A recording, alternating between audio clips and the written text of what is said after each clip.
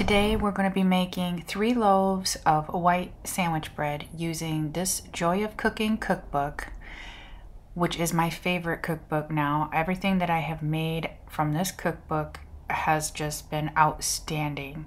I've been making bread for about 5 years now, and this recipe was nothing like any recipe that I've done before. A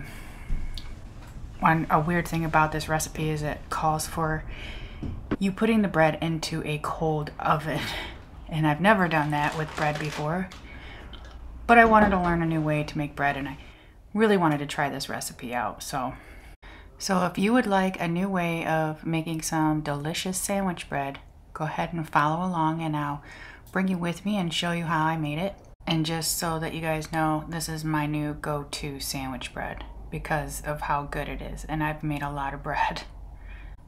This recipe is called the White Bread Plus, and it makes 3 5x9-inch loaves. This recipe requires less yeast and more sugar than most white bread recipes.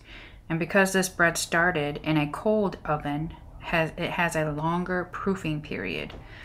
There's less of the yeast flavor that is retained in the bread. Okay, so to start out, this recipe calls for 3 sifted cups of flour, all-purpose flour. And if you don't have a sifter like this, and you could probably just use a strainer to do this, I would recommend doing this because I think that it has a lot to do with how the texture turns out for this bread. It just turns out amazing. Okay, so after that, we are going to be adding in our salt, which is 1 tablespoon, and then we are going to be adding 1/2 cup of sugar, which seems like a lot of sugar, but we are making 3 loaves of bread. Okay, now we're going to be adding in our yeast. I'm using active dry yeast that I just store in my freezer, but if you have the packets, it's just 1 packet. If not, use 2 1/4 teaspoon of active dry yeast. Okay, so the next 2 ingredients is 1/2 cup of lard or shortening and 2 1/2 cups of water that reach 120 to 130 degrees Fahrenheit. Now it says the shortening does not need to melt, so you can just gradually add to the dry ingredients and beat on medium speed for 2 minutes. After the 2 minutes, you're going to beat 1 egg and then pour that in. And after that, you're going to get 1 more cup of sifted flour, and you're going to mix that in as well. Now, I was supposed to mix these 2 together before I put it in, but I really didn't think it was going to matter. So after you pour it in, you're going to beat it on low speed for 1/2 minute, and then at high speed for 3 minutes. And you're stirring it until it starts to look like a soft, sticky dough.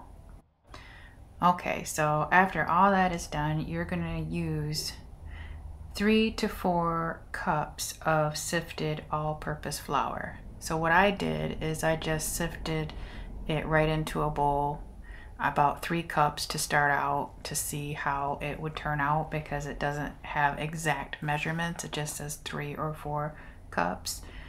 Now it just says to add the batter to the flour, and adding the flour in if you need more slowly.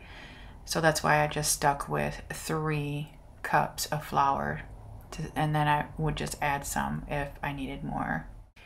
Okay, so after you give it a quick mix, you're going to just flour your surface and turn it out onto the surface and knead it for, it says, at least 10 minutes. So I figured that I would show you guys what exactly it looks like and how it comes together, because I know when I'm trying to follow a bread recipe for the first time and I don't know what the dough is supposed to look like, it helps if, you know, somebody explains more, but moreover, if I'm watching somebody do it and see how fast that it will come together or how slow it comes together and what the texture of the dough looks like and what it's supposed to look like. For one, I when I first started making dough, I thought that like if dough looked like this, I did something wrong and it was supposed to look differently. But the longer that you knead it, it will start to become nice and smooth and elastic.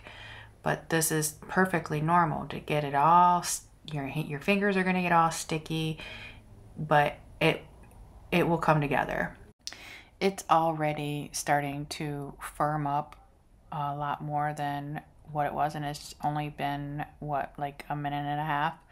So it does start to come together fairly quickly. It just, you just got to be patient, and the more folding you do, the faster it's going to start to come together. So I'll just let this roll for a minute, and so that you guys can see in real time how long it actually takes for this to actually come together.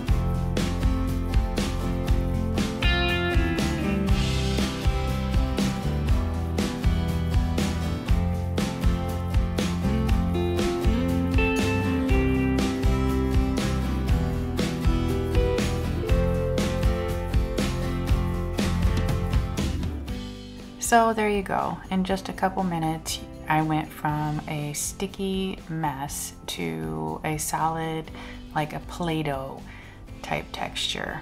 And I ended up kneading this for about 10 minutes. Now it's time for me to do the window pane test. And that's when you take a piece of your dough and gently stretch it to the point where you can see light shining through it. If it does this, then without breaking, then it's ready. And now all that's left to do are the rises. So we're gonna plop it in the bowl here, and we're gonna cover it and put it in a warm place and let it rise until it's doubled in size. Mine took about an hour and a half, so depending on how warm your kitchen is, that's how fast it's gonna rise. So if it takes up to 2 hours, don't get scared. It's just gonna take a little bit longer. Now I lined my baking pans with parchment paper, but if you want to use butter, you can just use butter. Okay, so for the second rise, we're just going to punch down the dough, and then we're going to cut it in three pieces. Try to get it even, but I did not get them even at all. But now I seriously can't cut a straight line to save my life. But yeah, like I said, do the best you can.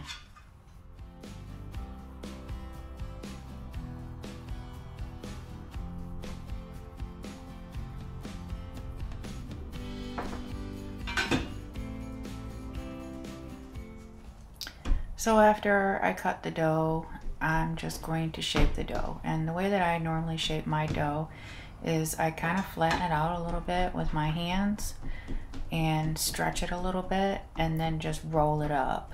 That seems to work pretty well for just about every type of bread that I make. And then when I put it in the pan, I push it in the pan and make sure that it's nice and flat. And I think that helps a little bit with like the air bubbles.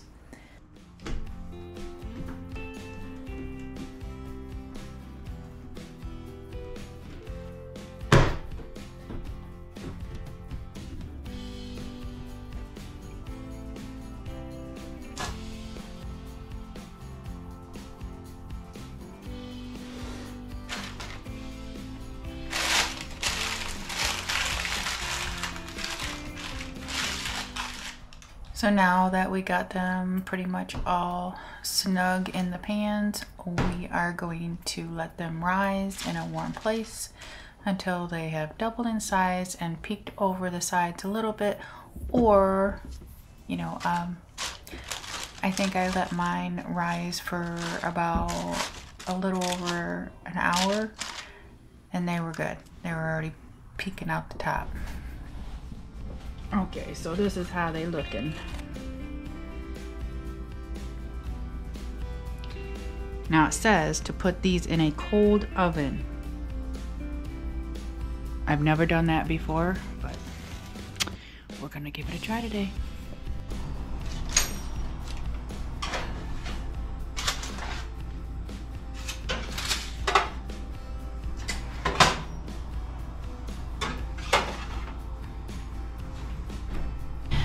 So after the first 15 minutes, I turned it down to 375, but I also put a cover of tin foil on top of all three of them because they were getting kind of browned already.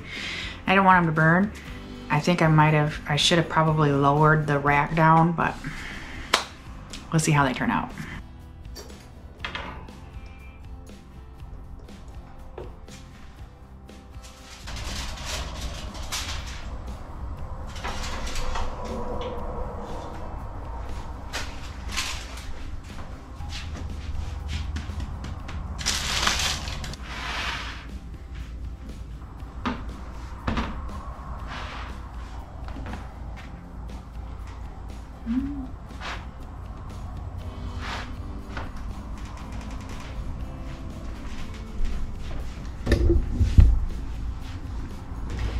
This is how they turned out.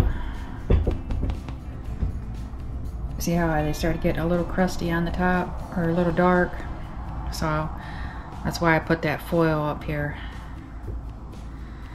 And when they cool off, we'll see what they look like. Now this bread took a little bit of extra time to make than my normal everyday bread, but I've never made a bread that tasted like this. I can honestly say that. And this is, it's almost exactly like store-bought bread. It holds up like even better than store-bought bread. It's not dense and it's not too light. It's just perfect. It smells like store-bought bread.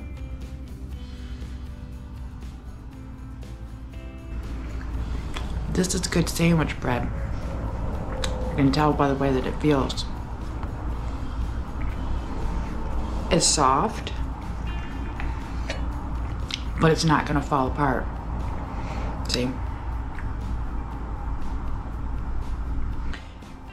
And I really wanted to see what this was gonna taste like because it calls for lard or shortening. And we just got our pigs and I plan on saving all of the lard and to cook with for baking, and I wasn't sure if I was gonna like it, but I do. Tastes good.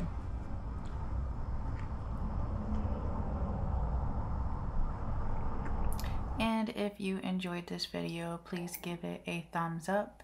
It helps us out a lot. And thank you so much for stopping by and visiting. I hope that everyone has a very blessed day.